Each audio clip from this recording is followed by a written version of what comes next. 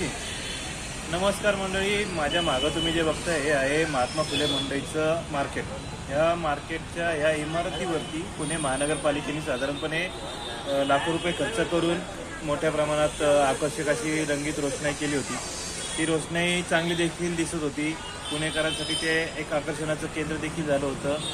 पण गेल्या कित्येक महिन्यांपासून ह्या मंडईवरची लाईट बंद आहे, रंगीत लाईट. त्यामुळं तो जो काही खर्च केला होता पुणे महानगरपालिकेने तो वाया गेल्यासारखा एक प्रकारे झालेला आहे. आमच्या पुणे महानगरपालिकेच्या विद्युत विभागाला 15 दिवसापूर्वी ही गोष्ट कळवली देखील होती. विद्युत विभाग प्रमुख शेखर मॅडम यांना, तरी देखील त्यांच्याकडून याबाबत कोणतीही कारवाई केली नाही आहे. तर आम्हा नागरिकांचे पैसे काय असे उधळण्यासाठी यांना दिले गेले होते का, की ज्यासाठी त्यांनी इथं लाखो रुपये खर्च करून आकर्षक रोषणाई केली, पण त्या रोषणाईकडे त्यांना नंतर लक्ष द्यायला वेळ नाही.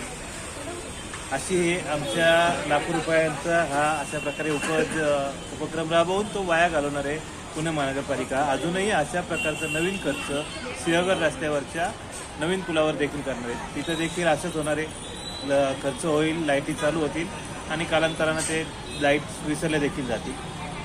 असा खर्च आमच्या महानगरपालिकेतर्फे आता इथून पुढं थांबवला गेला पाहिजे आणि ही मंडईमधली लाईट लवकरात लवकर चालू झाली पाहिजे. धन्यवाद.